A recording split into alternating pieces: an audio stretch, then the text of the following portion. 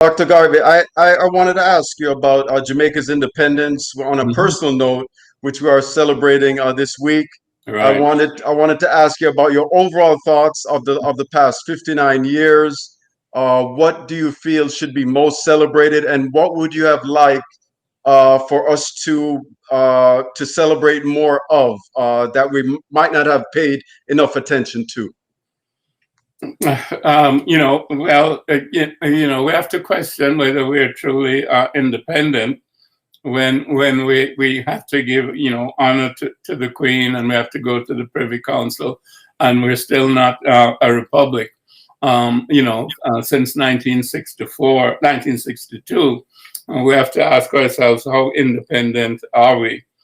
And how independent are we in terms of our systems of government, our systems of education, our systems of healthcare, our economic systems? I mean, as you and I know, there are 10, 15, 20 families that run Jamaica, etc., and that have run Jamaica since the, the days of slavery, if you will, or post-slavery.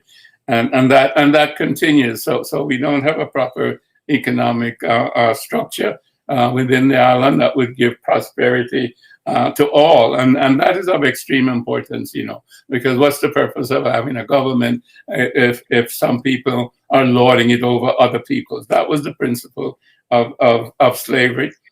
Some people were better than other people, but we fought against that. And we achieved, our independence from slavery, with the end of slavery back in 1834, 1838, whichever one you want to choose.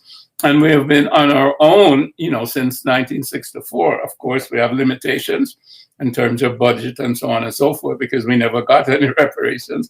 It was the slave owners that got the reparations. So we've started out, impoverished from that point of view.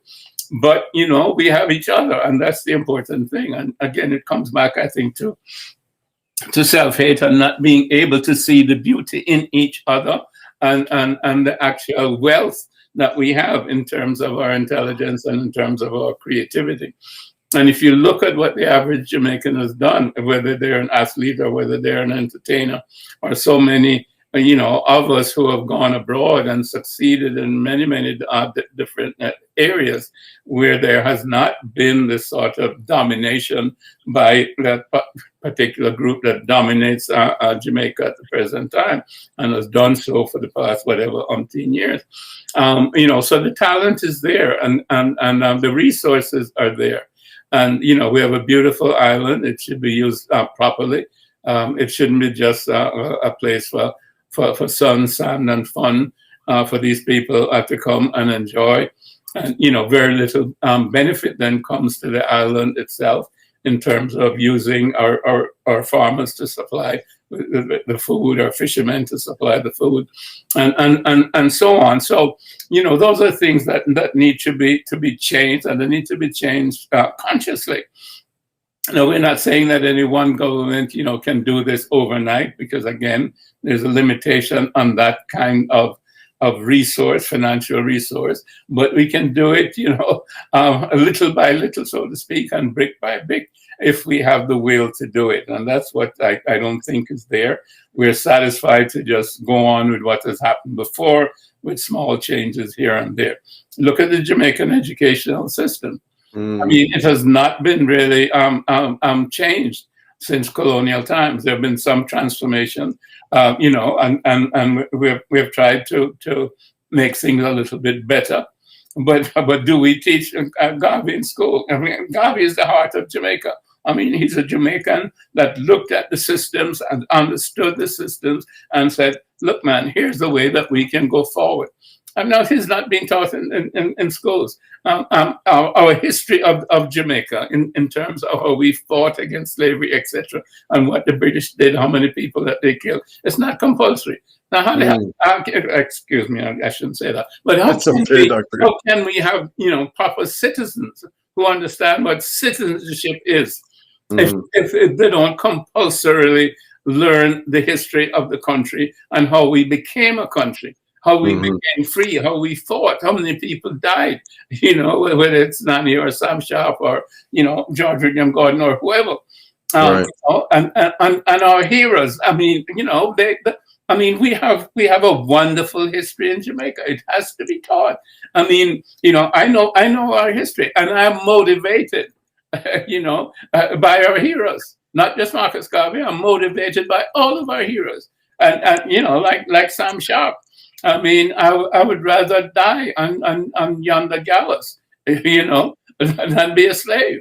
Yes. And I got that from Sam Sharp. And Hmm. nobody can take it away from me. I don't know when I got it, but I know I got it. These are the things that kids need to know. And they need to know that people gave their lives so that they can be who they are, they can be free, and they can have an opportunity to improve themselves, etc., etc. So, so that's the problem. And again, it's not picking on any one government, because this has happened over time. Right. It's been a long time, since 1964. So we've had different governments in place. And I would say that so far, they have not moved us significantly in the direction in which I think we need to go. That is to create a system for ourselves that is useful as a small island economy with a lot of very resourceful people. I mean, we have been out there, and there's a brand Jamaica, and brand Jamaica it is due to all of the accomplishments of Jamaican individuals over time, and this is due to where we have come from and what we have accomplished individually as a group. So we need to capitalize on that. But we're not. We're wasting it, and we're selling it for a few pieces of silver. Yes. Wow, that was great.